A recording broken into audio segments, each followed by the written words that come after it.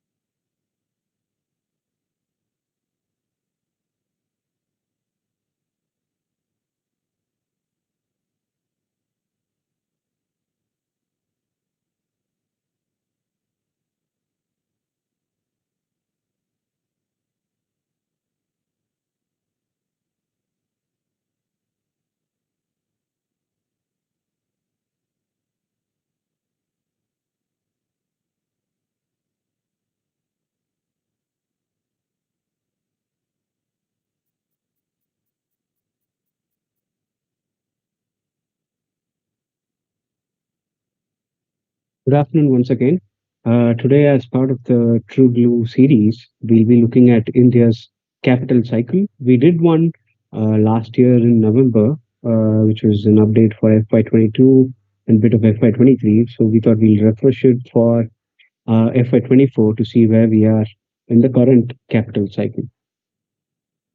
So everybody looks at valuation in a single dimension. It could be either a price to earnings or price to book, but that doesn't give the complete context unless you look at it in combination with the ROE. I'll explain why ROE is also important, but before that, we will look at the standalone valuation metrics. So this is the Nifty 50 PE on a consolidated basis. The top chart is the last 3 years. The median is roughly 22 times, and today we are close to the median of the last 3 years. But if you take the last 10 years average, that also is close to 22, 23 times. So this is a very short time frame, which is the last 10 years. And even if you take 1 year forward for the last 20, 24 years, so the median roughly is around 16x. And today we are roughly at 22, 23 times 1 year forward when it comes to PE for Nifty 50, which is slightly above one time standard deviation, which is significantly higher than the median and the mean. One could argue that the market is expensive. So I think it is expensive. We'll see, is it, can this multiple sustain, or where do we go from here? And this is price to book. This is slightly dated. This doesn't have October data in it. So today, in October, Nifty fell some close to 7%. So this trailing Nifty PB should be closer to 3.6, 3.7, and the 1 year forward will be close to 3.2. So again, slightly higher than the 10-year average. If you'd seen my banking webinar, I would have explained how you use ROE to determine price to book. Let's say at a 16% ROE, what kind of price to book can you pay for a stock? Nifty 50, if you consider it as a stock, what kind of PV price to book can you pay given where the ROE is? So that brings us to ROE. ROE, in a sense, is the confluence of both the P&L statement and the balance sheet, because the numerator, net profit, which is profit after tax, you take it from the P&L statement, and the denominator, shareholders' capital or net worth, you take it from the balance sheet. So it kind of captures the essence of both these statements, financial statements. And I'm a big fan of capital cycle. In my previous capital cycle webinar, also I had recommended this book called Capital Returns, which talks about the constant flux of capital both in and out of a macro market or a micro market or a very broad market, because everything is driven by the constant flux of capital in and out. So the core essence of this book is that the profitability of any market is driven by a favorable supply side than by high rates of demand growth. So these are snapshots from the book. I would recommend you guys to read it. So when do markets peak? Markets peak when asset turnover, that is the quantum of sales that you can do from a certain asset base, and the margins you make on that sales, both of these have to peak, and that's when the markets peak. Because when your asset turnover is at the highest and your margins are at the highest, these are the two levers that drive ROIC, or in a sense ROE. So your ROE will be the best when these two metrics peak. And so what this high ROEs do is it'll attract new capital, both from the incumbents, also from new players outside the sector, because they look at this attractive ROE and they'll pump in money into the sector. So what this leads to is it will start eroding the returns made by the incumbents and also for the new players. So high demand with no cap on supply leads to diminishing returns. So there's no point having high demand growth, high volume growth, if there is no cap on the supply side of the sector. So there's an inverse relationship between Capex and the investment returns. Firms with lowest asset growth have outperformed those with the highest asset growth. So look for companies which are close to their Capex cycle, towards the end of their Capex cycle, or companies which can increase their sales without much investments into fixed assets. So this is the important slide for today's webinar. I'm just trying to capture the last 20 years of the top 500 companies of India. For simplicity, I've just taken BSE 500 and I've removed all the financials from that list. So let's say of 500, almost 85 companies were some form of financials, could be lenders, non-lenders, insurance companies, rating companies, and so on. So I've removed that. That leaves us with 415 companies. Please note that not all the 415 companies were there or were listed in 2003 or were even existing in 2003. So the 2003 could be a smaller subset of 300, 320 companies, whereas if you move towards 2016 onwards, it will capture the entire 415 odd companies that are part of today's BSE 500. Okay, so this is the snapshot. I'm not looking at absolute numbers because, like I said, 2003 was just 300 companies. So if you add each company, more companies every year, the sales will keep going. So the absolute numbers don't make sense here. So it makes sense to look at the ratios and the metrics that will help us analyze the balance sheet of the India's top 500 companies. So I've color-coded it in a certain way so that it will explain better. Picture speaks more, right? So if you see, Every time there's green, it's followed by red, and the red is starting to be followed by green again. So I start with the ROE metric. Let me just take out the counter.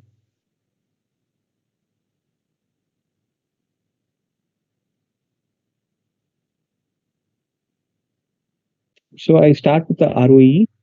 In 2003, all the 300 companies had an ROE of 17%, and it started inching up. We almost did 20% ROE, 21, and at the peak, we did 24% ROE, which is too good because that's almost 3x of the 10-year GSEC then. The 10-year government bond yields were trading at 8% yield, and here we had companies, almost 350 companies in 2007, doing 24% ROE. So like I said, what are the drivers of ROE? To make it, to simplify it, I've just taken NOPAT, which is nothing but net operating profit after tax. So I'm taking the EBITDA and subtracting the tax to arrive at NOPAT. I'm not looking at depreciation, interest, and so on. Just from operations, what's the business is throwing out? So we did roughly 12% NOPAT, and we did close to 1x asset turn. So our ROIC, return on invested capital, is also roughly in line with the NOPAT margin, which is 10, 11, 12% kind of margins. And you see that the margins have started coming off right after 2007. 2007 was the peak, both for the ROEs and for the market itself, if you go back and look at the charts. And once these, so the reason for this diminishing returns, like I said, is new players coming in, new capital coming in, and the existing players putting up new supply. So if there is no cap on supply, irrespective of demand growing, your returns will start diminishing even on the existing base. Right? See, if you see here, from a peak of 12% NOPAT, we've gone down to 10%. So that's a 2% loss in NOPAT. Not just the margins, even the asset turns have taken a hit. Let's say I am the only player, I put up capacity, but looking at my returns, another player puts up capacity. For 1x demand, there is 2x supply now. So that's how you start losing your margins first and then your asset turns subsequently also, because the demand is only so much, but what the capital has come in or the supply has come in is multiple times higher than the demand growth. Supply is basically growing faster than demand. That's why you start losing your asset turns also. From a peak of 0.94, 0.93 kind of asset turns, we came down all the way to 0.7 at the bottom of India's capital cycle, which is some towards the end of the last decade. So the green, which is the good, which is when you want to be invested fully in the markets, is when ROEs peak. ROEs peak because of two reasons. One is the margins peak and the asset turns peak, and that give way for high ROEs. So looking at the high ROEs, both the existing players and the new players put in supply. So your asset turns start coming down, and also your margins take a hit because all the players, both new and existing, compete to get volume growth, and you will have to undercut your peers to gain market share. So that leads to lower margins you spend on advertising and so on and so forth. So all these three factors, NOPAT, asset turn, and ROE, take a hit once you exit a capital cycle. So everybody thinks that capital cycle means whenever companies start putting up capex is when markets peak. No, that's kind of a myth. Markets peak when the capital cycle starts. So you'll have to be invested in the market when the ROE is speaking, not when the capital is capex is starting. That's the broad point I wanted to make. And if I just extend this argument to support my points, so you can also see this in various metrics. For that I use capex by sales and capex by PAT. Usually, depreciation for any company can, so you put any asset, it will be depreciated over 15 to 20 years. So roughly 5-6%, max 7% is the depreciation as a percentage of sales. So whenever a company is doing 5 to 7% of its sales as capex, that means they're only replacing the depreciating assets. Okay, so they're just doing maintenance capex. Only when companies start putting up capex, where the capex as a percentage of sales is more than 7-8%. That's when new capex or new capacity is coming onto the market. So you can see that between 2007 to 2011, the capex as a percentage of sales hit almost 10%, and for 1 year we did almost 11% of sales as capex. And there are two sources to do capex. One is your own PAT, profit after tax, the earnings that you generate every year, and two, you start borrowing. So the first few years of capital cycle, what companies do is they use the internal accruals to put up capacities. That's why when you will see capex as a percentage of PAT equal to 100%. That is, whatever you're generating, you'll put up as capacity. So if you see the 2 years between 2007 and 2008, we almost spent 92, 91% of our PAT in capex. But if you see the subsequent years, one, our margins were taking a hit. Two, our asset turns were taking a hit. So our ROIC were already taking a hit. And on top of that, we were borrowing. The companies were borrowing more to put up capex. That's why you see this capex as a percentage of PAT exceeding 100%, which means they're spending more into capex than that the businesses were generating during those years. And you can also see that so everything is following the previous metric. First, the ROEs were very good. Then the capex cycle started. Then the balance sheet deterioration started. If you see at the peak of the ROE cycle, our net debt to EBITDA was 1x. So 1 year of EBITDA was enough to pay off your debt. But at the bottom of the capex cycle, which is towards the end of the last decade, almost at one point we had to. This is a bit of COVID driven also. But even if you take the rest of the years, so we had taken our net debt was almost 2.3 times of our annual EBITDA. And like I said, green has given way to red. Red is in terms of the capex, and further red in terms of the balance sheet. So first your P&L takes a hit, then your balance sheet takes a hit, then the cleanup happens, and that's how we were in the last 3 years, where we are not yet at 1 times net debt to EBITDA. We are back to somewhere closer to the previous bottom, which is 1.3. So it's 1 year of EBITDA is actually nothing. You can say that companies are almost debt free because it's not very. It will not make you go bankrupt as a sector. I'm saying so within this, some of them will be still levered at a broad aggregate level. I'm saying so. Another metric is to look at cash conversion. So cash is another way. In markets, you can consider it as liquidity.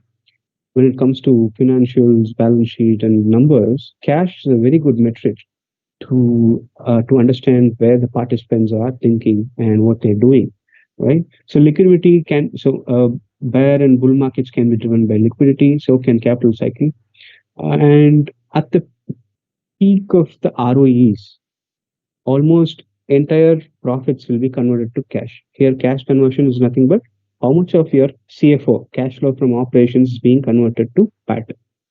At the best of the years, almost 80 to 100% of the PAT was converted to CFO. But once the deterioration started, when the capex started coming in, and subsequently the debt started coming in, the balance sheet started ballooning, we dropped to 60-70% of PAT being converted to CFO.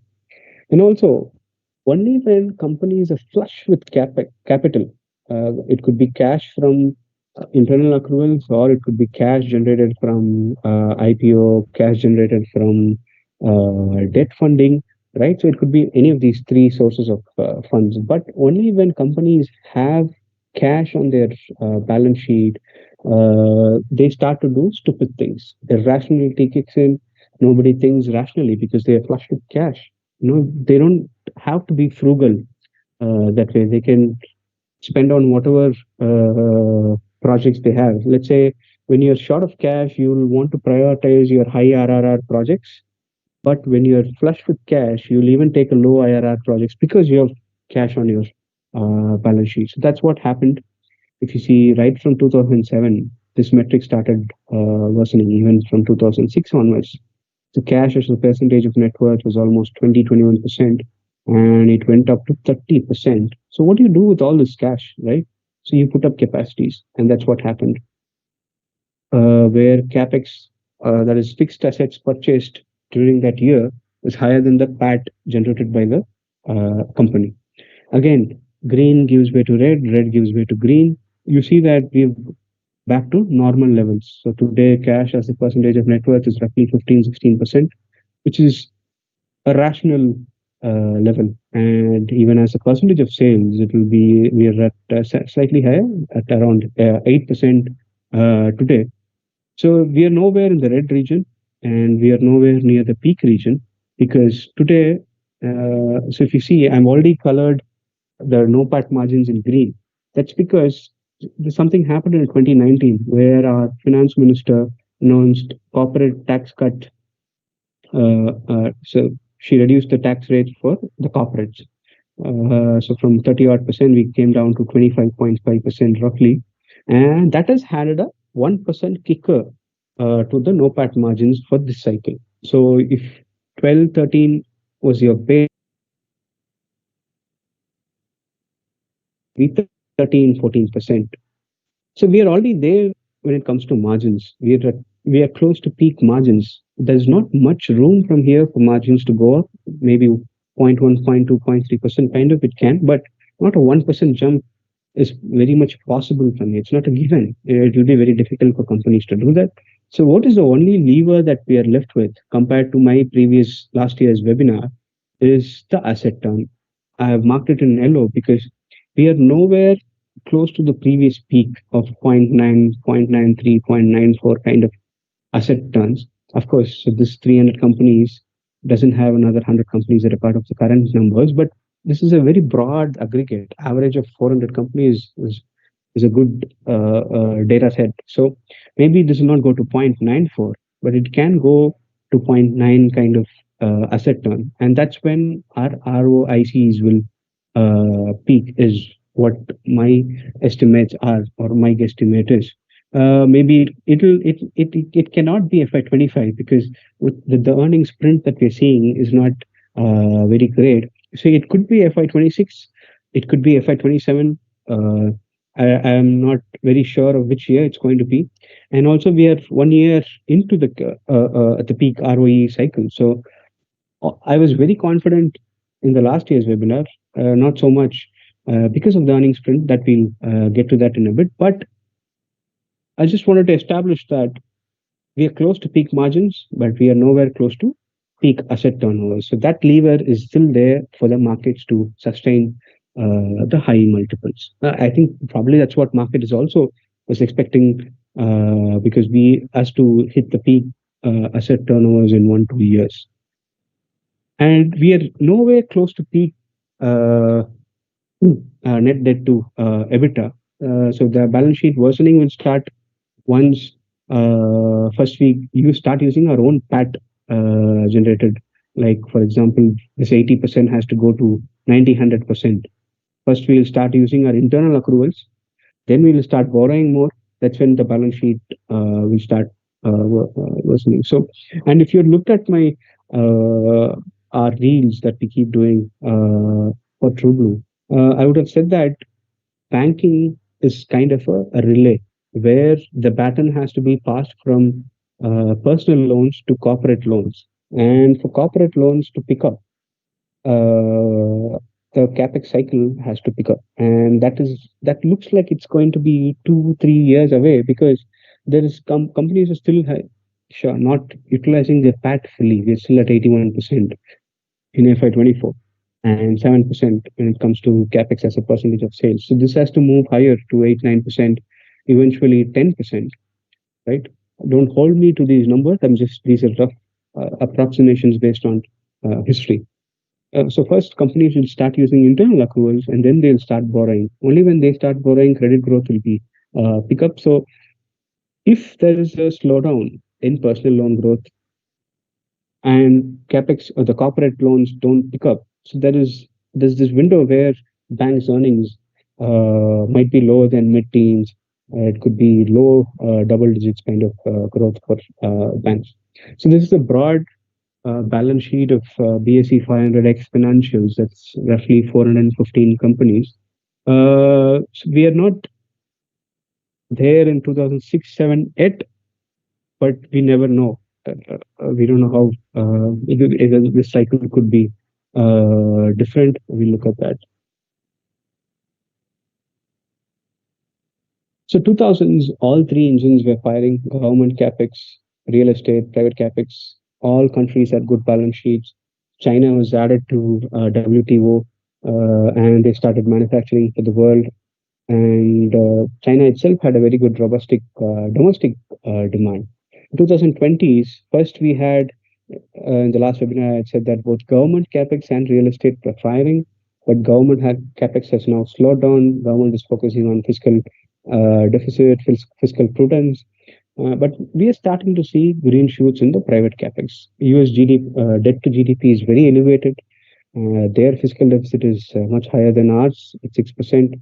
There could be a potential recession in the US. Europe is also, if you see Germany, a lot of plants are shutting down.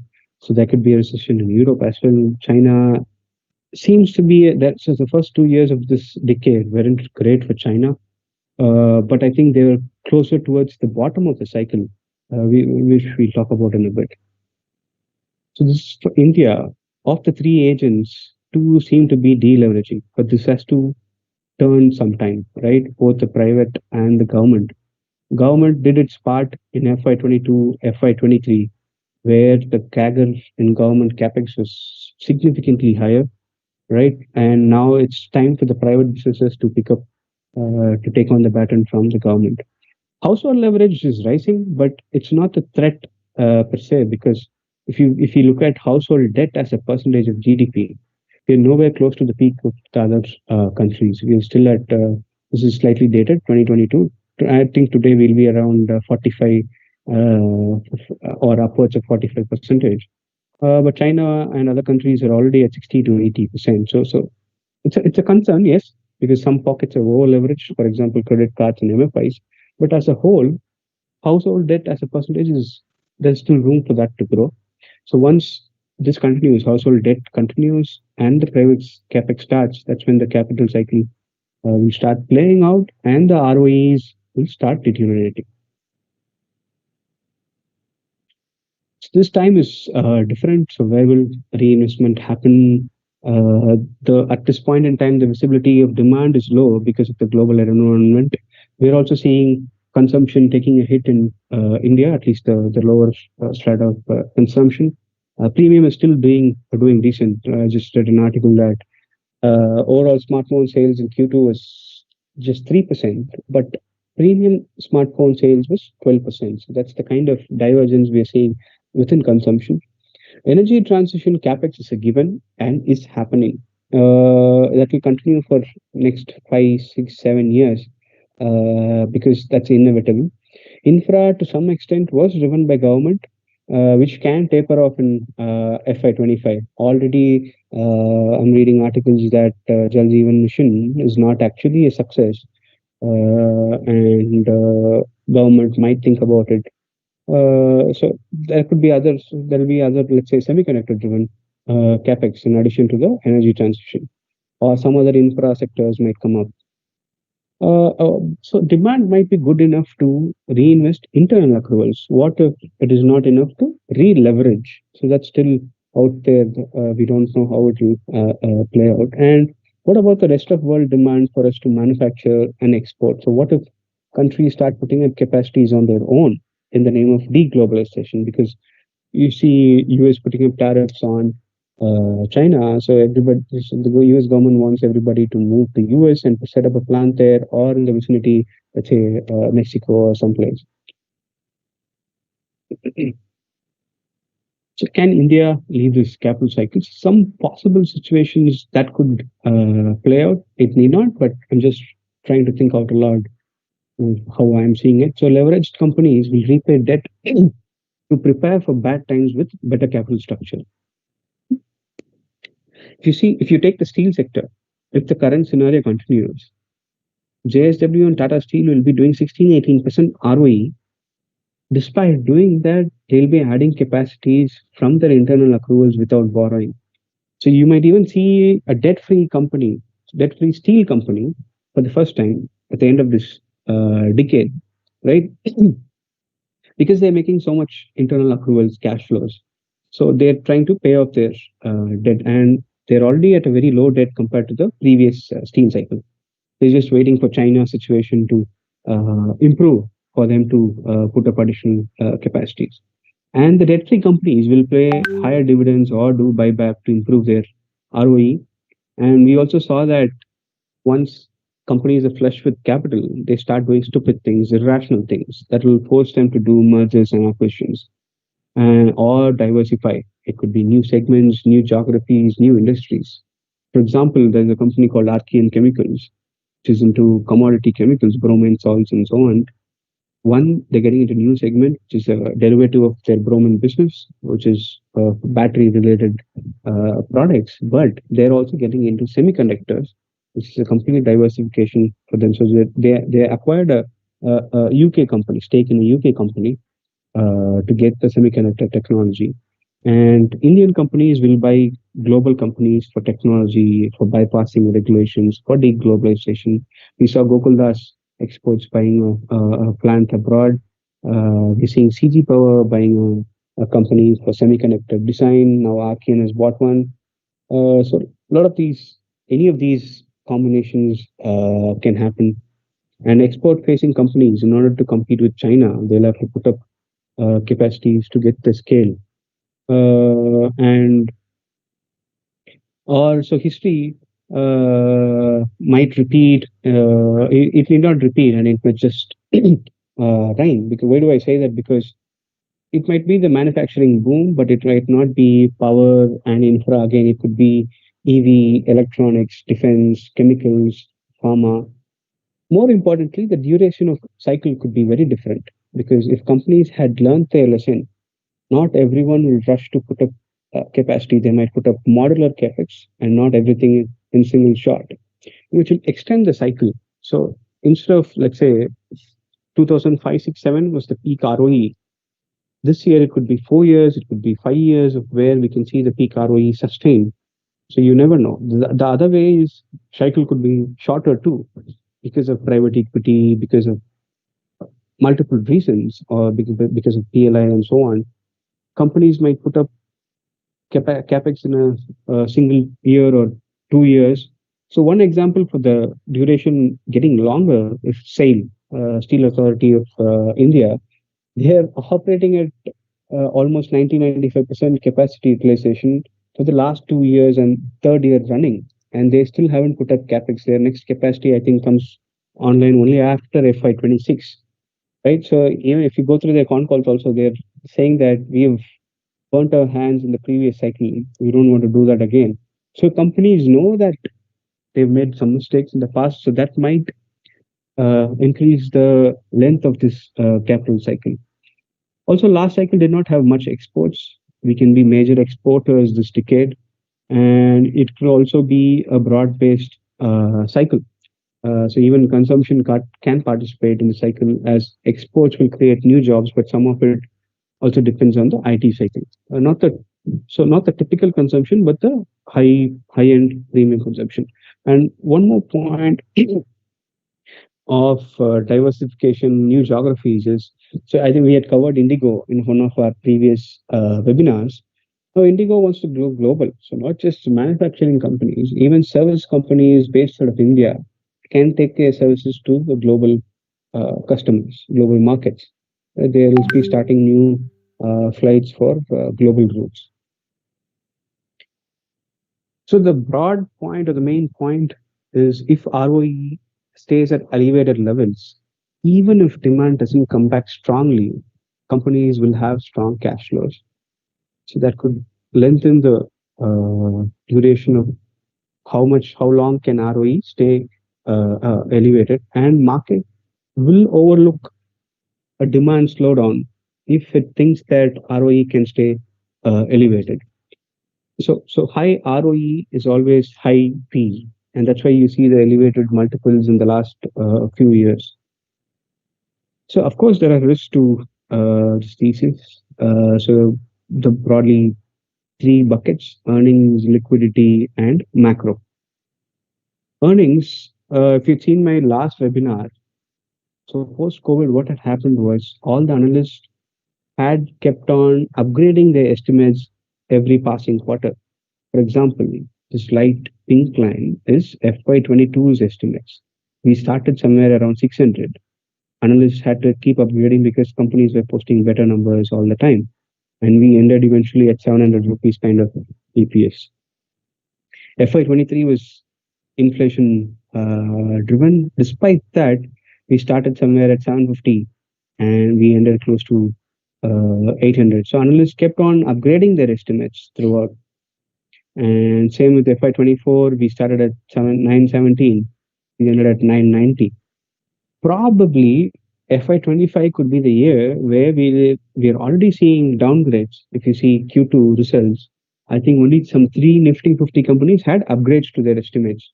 Almost the rest of the 30 companies, I think 34 have reported so far.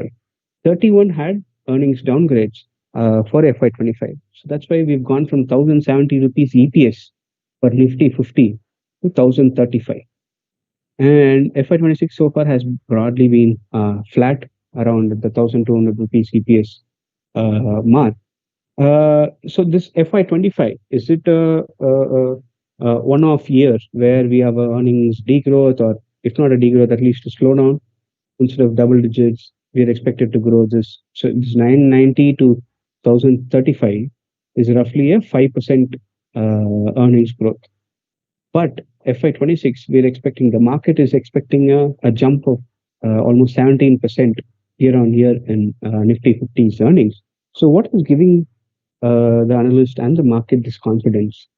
If you see the last few quarters, Nifty sales have only been single digits, at best high single digits. And the last 2 quarters, the PAT growth has even been flat. So in fact, Nifty PAT so far has been flat. So Q3 and Q4 has to pick up for us to even post that 5% kind of growth for the full year. So what is giving everybody the confidence? One is the businesses are yet to commit Capex. This is a slide from DSP Netra.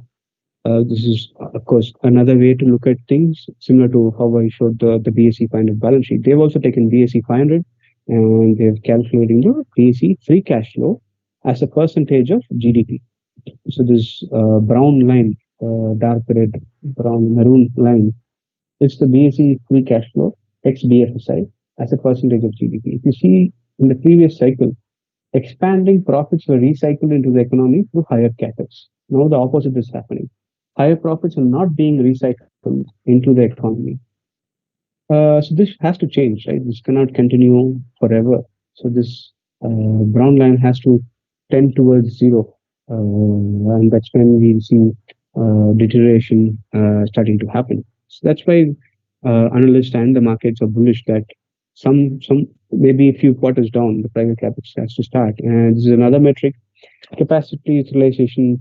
This is given out by RBI every quarter, and if you see, we're still at 76% only, and we're inching higher every single year.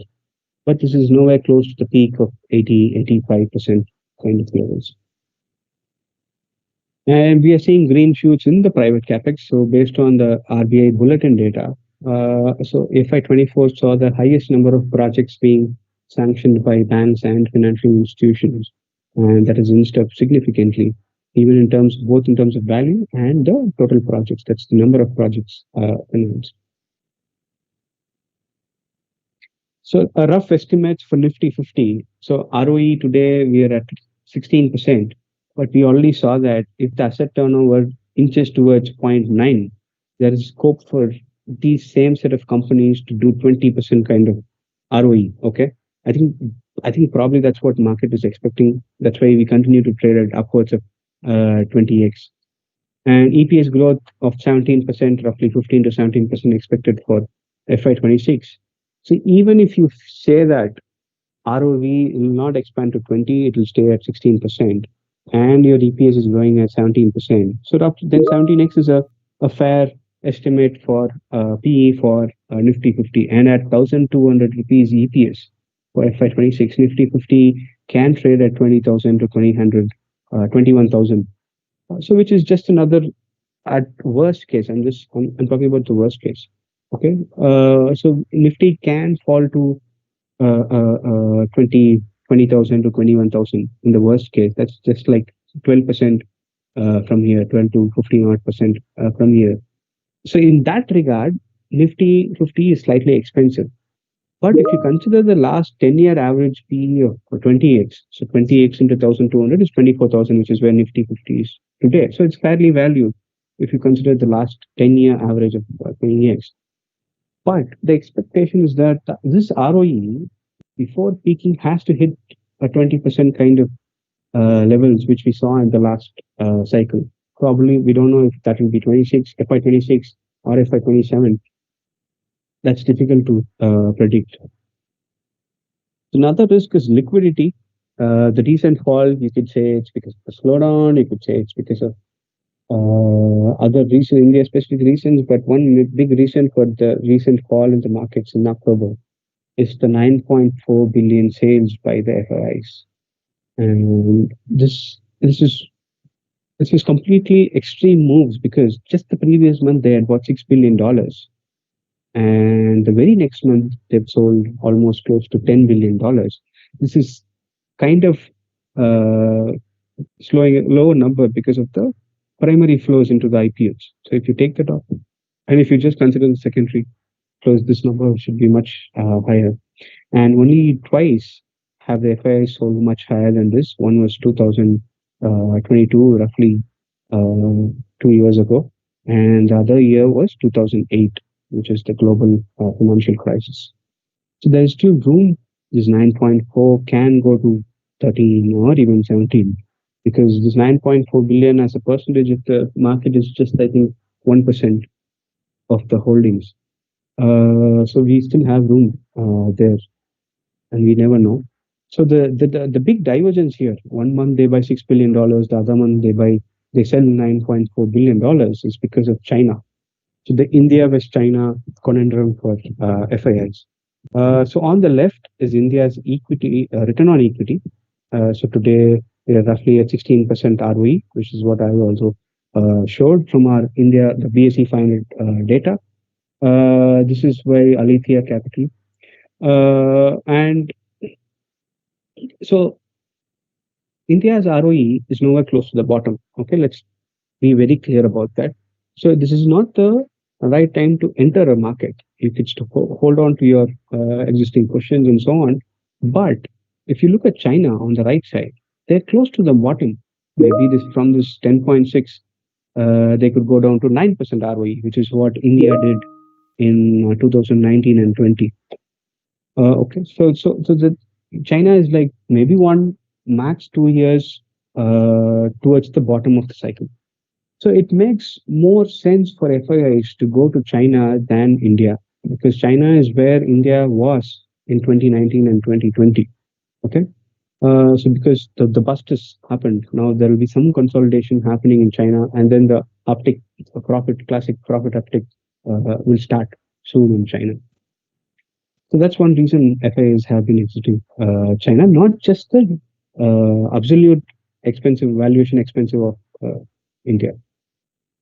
Liquidity. So on one hand, FIIs have been selling. The other hand, the Indian mutual funds have been buying up, absorbing the impact of FII selling, and more so in mid and small cap funds. In fact, when I did this webinar last year, mid cap, the number of mid cap folios were still lower than the large cap folios. Now mid caps have overtaken large cap folios, and sectoral and thematic funds have even taken over small cap funds, because we have seen a lot of energy based thematic funds, defense based thematic funds being launched, and that's where the liquidity has been flowing. And this is in terms of numbers. You see this sectoral funds, a huge inflow compared to any of the years or any of the funds. And not just that, most of the mutual funds are sitting on cash. Today, almost in the last, this is the highest in the last 7 years, where almost 6.5% of the AUM is sitting in cash, almost close to the peak of 2019. Yeah. Macro events, some economists or some analysts say that the current slowdown, both Q1 and Q2, is because RBI hasn't started cutting rates. So is RBI behind the curve by 1 2 quarters? We don't know. Or is the slowdown, some analysts say it's linked to elections. It could be. We'll have to wait for Q3, Q4 to see can we have that 5% growth at least for FY25. If there's a degrowth, which we saw in FY16, then market can fall. Or we might have a time correction if it's just a single digit growth. RBI is expected to start cutting rates by December of this year. That's the first cut. Subsequent cuts will be there in the next calendar year. So we don't know. And policy. Let's say Indian private Capex, the private companies are not starting to put up capital. Government, can they look at Chinese FDI, where they'll say, you put money, you invest money in India, you make here in India, and then export wherever you want to. So that can be one push. It could be a very significant push to boost consumption and the capex cycle here in India. So will the government, Indian government, allow Chinese FDI? So that could be one macro event. Indian elections are behind us. Maybe some state elections are left, but even there, I think BJP has a good lead there. That's not a risk. US elections could be expected next week. So we don't know how the tariffs will play out, how the friendliness will play out, and of course, wars is another significant risk. So that's what we wanted to cover today. Thank you for joining us. And if you have any questions, please type in the chat window. I'll be happy to take any questions you have. Thank you.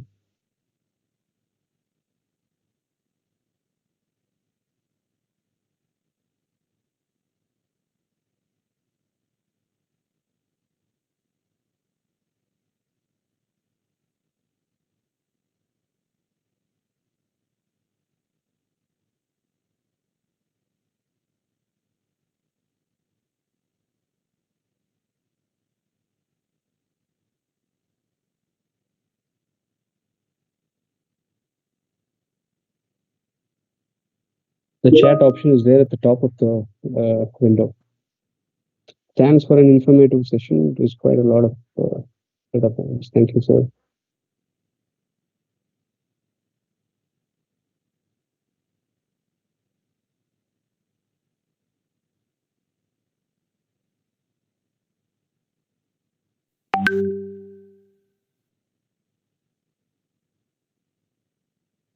I'll just wait for 2 3 minutes before.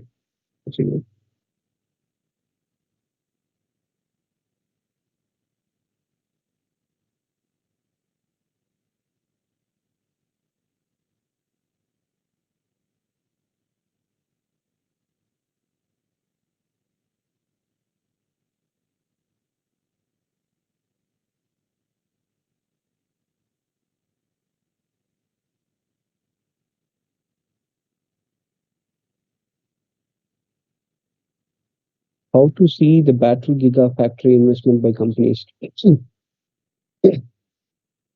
it's it is difficult to predict the battery sector on how it will play out 5 years from now, 10 years from now, because what I've been reading is very mixed.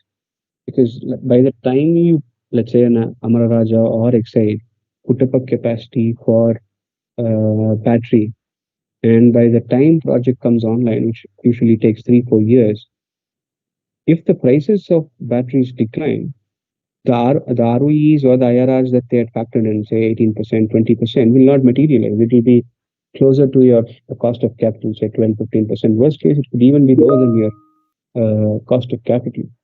And we don't know, because the technology is evolving very at a rapid pace. I've been unable to decide on which investment, which technology is it, sodium, is it lithium? Now, like I said, Arkin is talking about bromide-based technology. So I'm not sure how it is play out, sir. Q2 result about CG sector, sir. So only very few companies have come out of the results, and I think we'll have to wait a bit more. If you take about look at Hitachi Energy, if you look at Tata Power, all the energy-related capital goods sector, or take the transformer companies, they all have very good order books. So their earnings will continue to be very strong, pretty strong. And even some of the defense companies have taken a hit because there have been delays at HILs, and there have been other delays, and even the multiples were significantly higher, so they've gone through a correction. But for some of the capital goods companies, the ones that I spoke about, the energy related ones, it continues to be very, very strong. What do you think about forging manufacturing companies? So forging, if you take any forging company, or an average, most of the forging companies, almost 50 to 60% of the demand will come from, even higher for some companies, will come from automobile cycle. So you'll have to look at the automobile cycle for each of the countries where these companies export to. It could be US, it could be Europe. So forging is very power intensive. So there could be chances where some of the European demand and US demand can switch to India, where we have cheaper power and manpower. I am seeing that in some of the casting companies. Maybe some of that could be playing out in forging companies as well. Let us consider the worst case scenario and speculate 1670x PE. Then 15% drop on current levels, maybe broader markets 2025. What do you think about being 90% to fully invested at the moment? Of course, it's personalized, but isn't it okay to just place drawdown? Of course, so we don't try to time the market here at ithought. We do look at this macro and all that, but it's not to time the market. We just want to know where we are, how worse can it be. Like you said, it's just speculation. We might not even fall. The broader market might not even fall 20-25%. It could be more of a time correction, which we saw in October 21 onwards for a good 15-18 months period. So that confidence you'll get only when you know the balance sheet. And we know for sure that the balance sheet is nowhere close to peak leverage. So we'll not see stress on the balance sheets yet. So it makes sense to stay invested. Your views, hydrogen space investments by Reliance, Adani, and others. Again, very difficult to call out how the sector will play out. One, these companies don't have tech. Reliance have signed MOU partnerships, not just Reliance, even L&T.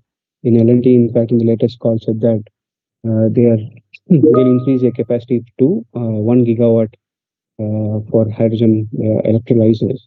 So both these companies, both Reliance and L&T, they've started at a I think good pace where they signed MOUs and they've put up capacities. And L&T, in fact, has already installed 1 megawatt electrolyzer at one of the OMC refinery companies.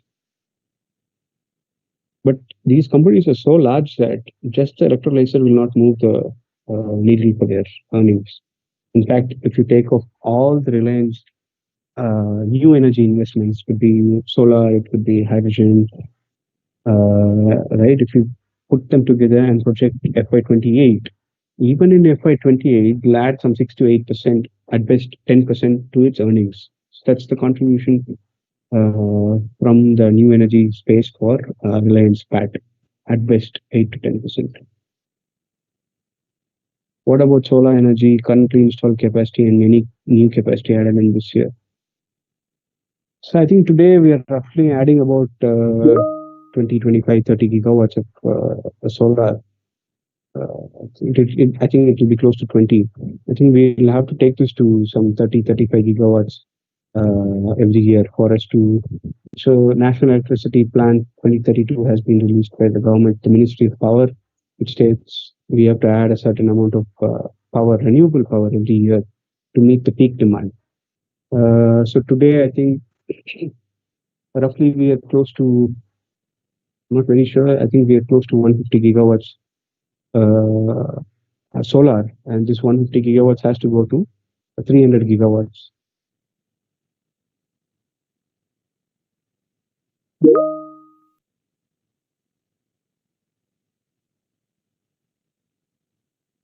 Great insights on capital cycles. Thank you. Thank you, sir. Government capex in the last 2 years is going on, but private capex is not picking up.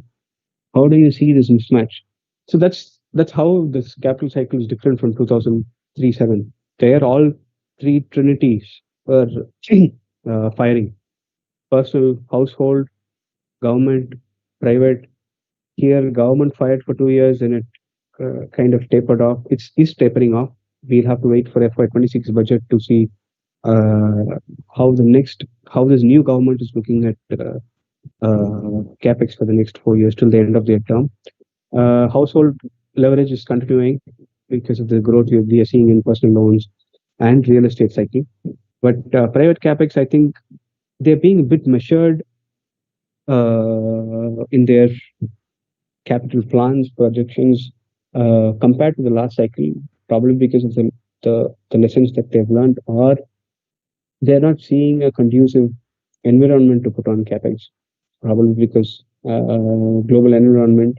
But I think once now that our elections are over, I think we'll start seeing more and more projects being announced in the next over the course of the next few quarters.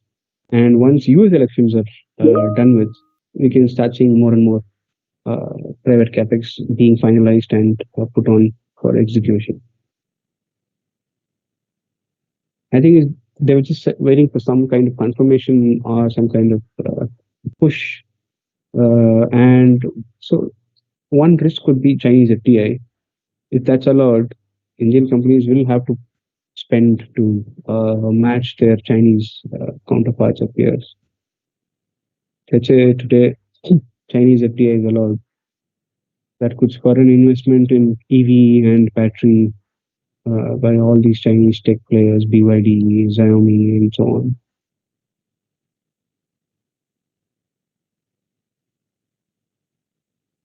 Great. I think we've reached the 1 hour mark. Thank you for joining today. We'll keep doing these webinars every week, so do keep checking our channels to see the webinar schedules. If you want to see this video again, it will be uploaded in our YouTube channel, ithoughtpms. That's our YouTube channel handle. You can always check out the recordings there. Thank you and have a great weekend. Bye-bye.